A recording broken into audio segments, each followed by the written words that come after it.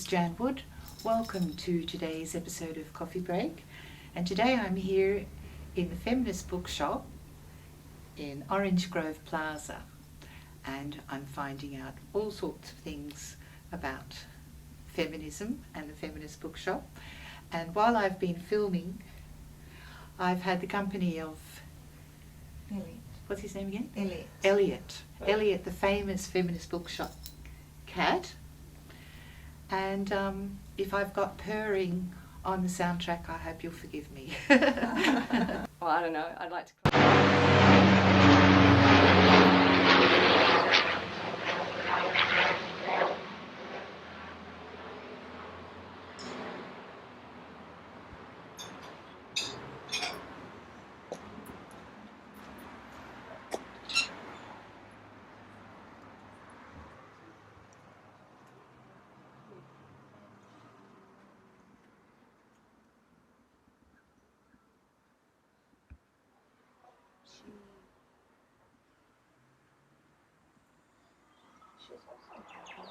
Yeah. We were having an intimate conversation. Hi, Jan. Hi, Libby. Hi, Siri. Hi, Jan. Libby, I was wondering if you could take me on a little tour of the Feminist I'd Bookshop. love please. to. First of all, this is Gail. Hello, Jan. Hi, Gail. Hi. Good to see you again. So, we'll start off with this wall here. This wall is books that relate to raising children. And so the books here are for parents or teachers, counsellors, anyone who has interactions with young people. And the issues or problems that come up for teenagers and young children. So you've read all these books, haven't you? No. I can tell you a lot about these books, but when you look around this shop, there are thousands of books. It's impossible to keep up with everything, but I have a great grasp of what is in here, and you know, I love all these books, and all the books that are in this shop are here for a reason. You know, every single book has been thought of and considered for our shop. Yes, because the Feminist Bookshop's more than a bookshop. It's more a cultural centre, I think. Yes, and it has a very wide reputation for the things that we stock here and the knowledge that we, Gail and I have, and our workers have, for things that go on in the community, feminist history in Sydney, and so if we don't know something, we know how to get the answers. So you've been here a long time. Yeah, I've been here about 26 years. I don't quite know how that happened, but it did. But back to the books.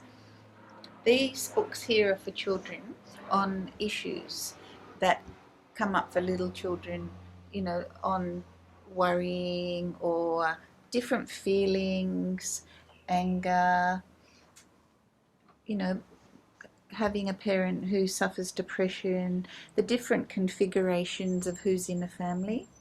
And, you know, today we know that, you know, a family isn't made up of a mum and a dad and kids. It's, you know, it takes a whole community to raise children, and so that's why we have all these fantastic books here that children really relate to. It's real life issues for children. And we have picture books for children. Come around here. Showing, you know, really strong, fantastic stories. And I particularly love Reading Makes You Feel Good. I think one of the best gifts that you could give a child is introducing that child to books and giving them the love of books. It's a lifetime fantastic thing to have. Then this section here is a sort of a healing section. So there are books on relationships, mainly how to keep struggling relationships together. There's books on sexuality, there's books on divorce and separation, with books for children on those topics.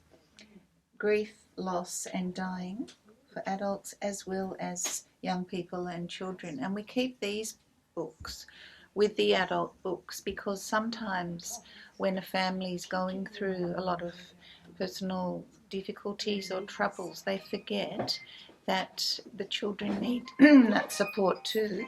And so that's a reminder to adults, that the children need books.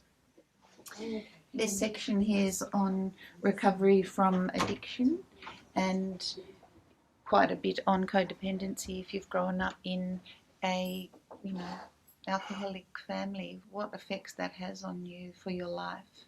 And there's a lot of women and men who are in 12-step programs. They come here and get the most fantastic material. And there's books here on health, and we have quite a few doctors who send patients here to pick up books on, strong women stay young and fibromyalgia and diabetes recovery. There's some fantastic things in this section: women and aging, eating disorders, and a very wonderful therapy section for workers in the field. This top shelf is purely for working with children and young people, followed by general therapy and self-help, self-esteem and personal growth books for individuals, men and women, and group work or also work issues. And this is our famous cat, Elliot, who is the manager of our shop, and he introduces customers to the books that they need and love. And one of his favourite books is a book on cattails. He sells a lot of those. Eating disorders.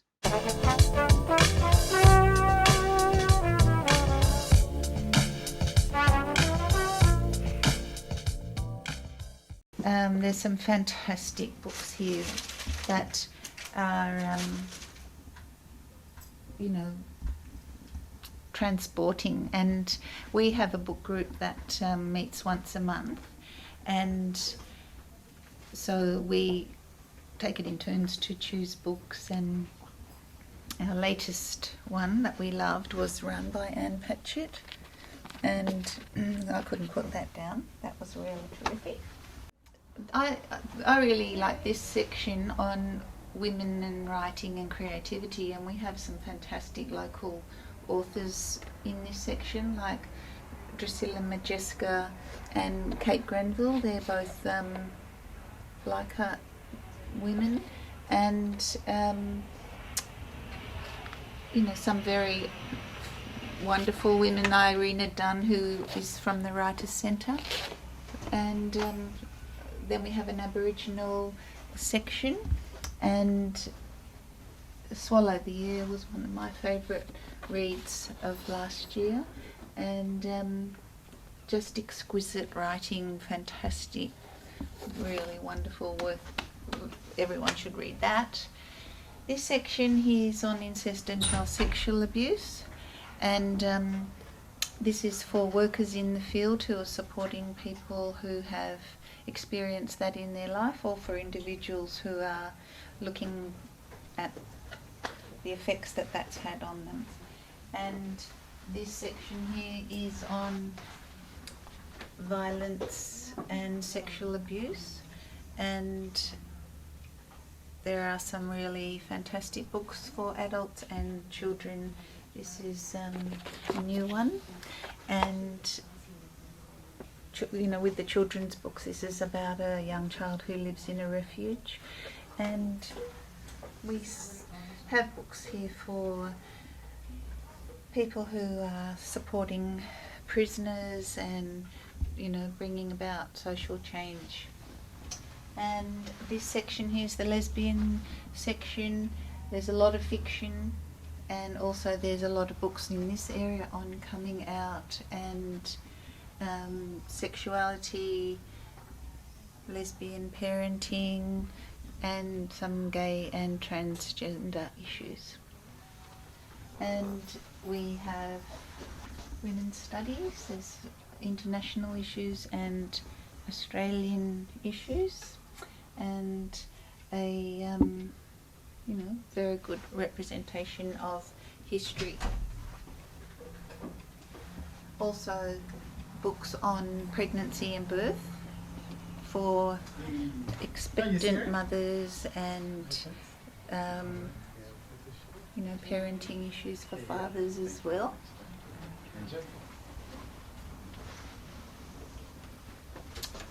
We have music, and here's coffee. We have coffee. Is your coffee left? No, thanks. That's not mine. I think this one's yours. That's yours. Siri, yours got. Why don't I sit behind the counter? Will you have a coffee, Jan? Oh no, thanks, I'm a bit busy at the moment. Okay. We love our And coffee. the other thing that we do here is we've got some most fantastic paintings by local artists, and occasionally we sell a beautiful watercolour and support women artists. And cards. yep, we have a really great selection of cards here, and one card that brings a lot of chuckling to people. Things are getting worse, please send chocolate. If someone's at the cards and they're laughing, I know it's because they've put their hand on this chocolate card. And you sell CDs as well? Yeah, we do. We have music that's sort of alternative presses. We don't stock general run-of-the-mill music. Hi, my name's Siri, and I'm a very big fan of the Feminist Bookshop. I'd like to say that I'm almost its biggest fan, and I used to work here as well for almost 3 years, a few years ago, and really excited. Okay. So, you come from a feminist background? Yes. So- Yep. I was brought up on a diet of books from the Feminist Bookshop, actually.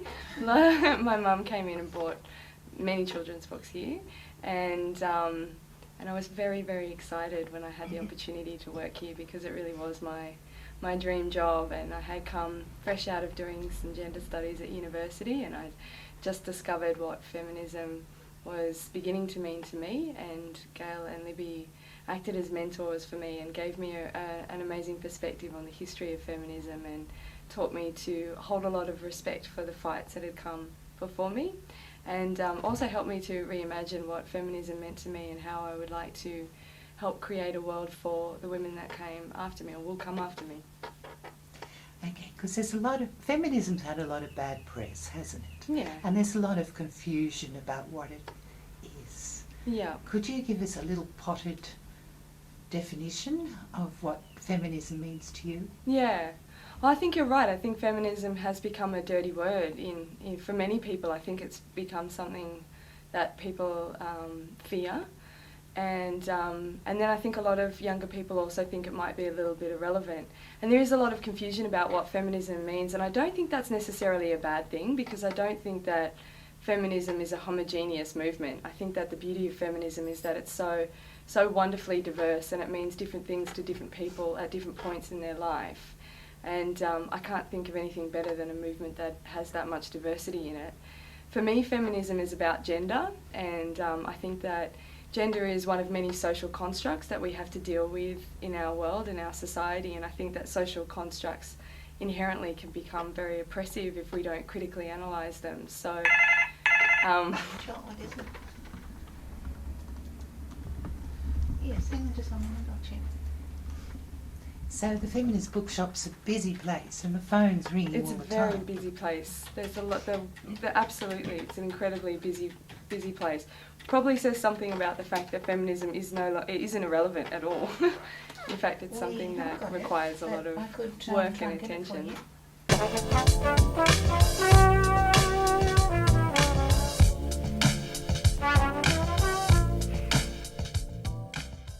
So Siri, a big day in the calendar for feminists is International Women's Day. Mm-hmm. So can you explain what International Women's Day means to you?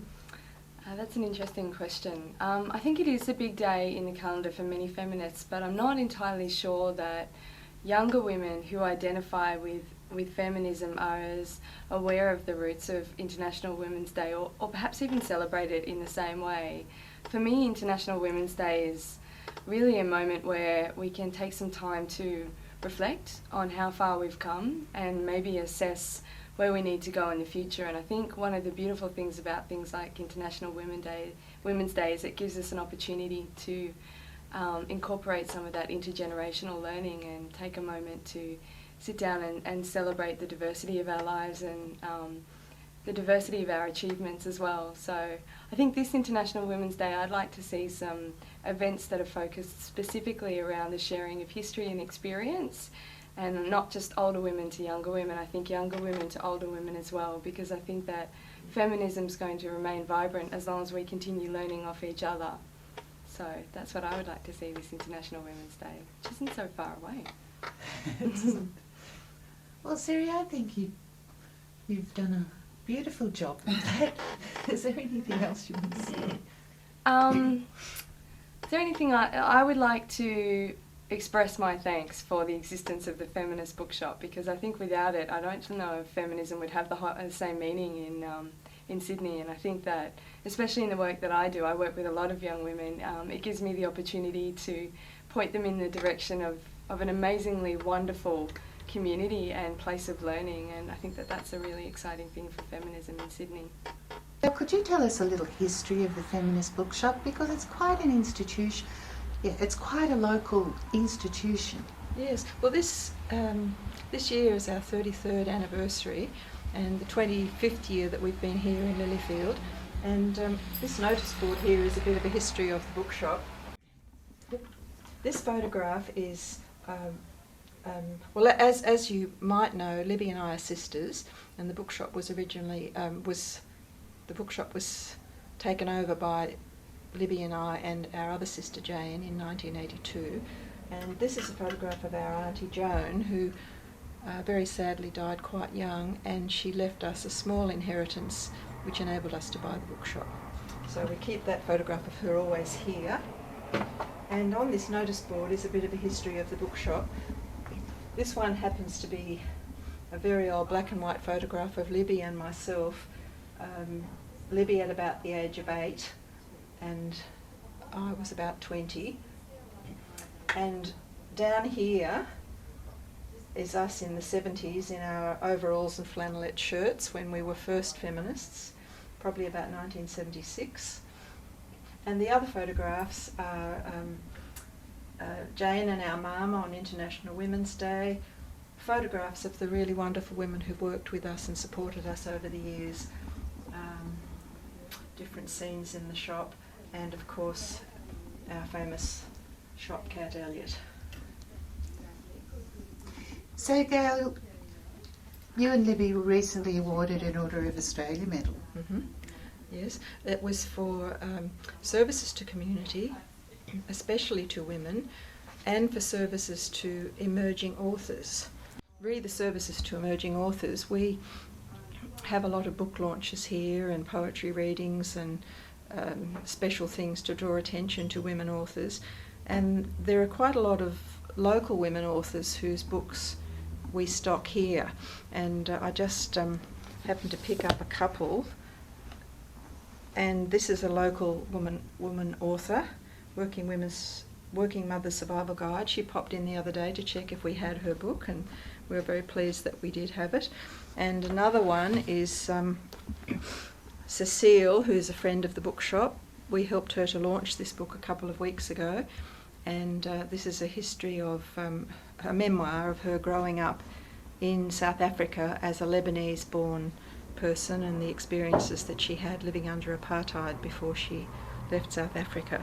So we love being able to support local women authors. One of my passions is insisting respect for the contribution that women have made to Australian history.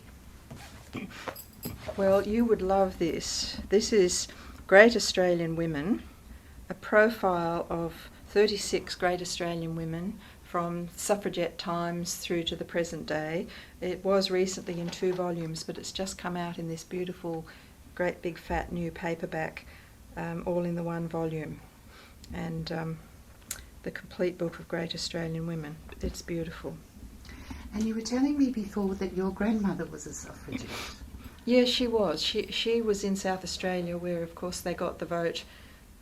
The first votes for women in Australia were in South Australia, and Grandma was in the League of Women Voters, and she knew all of the early feminists who were instrumental in getting votes for Australian women.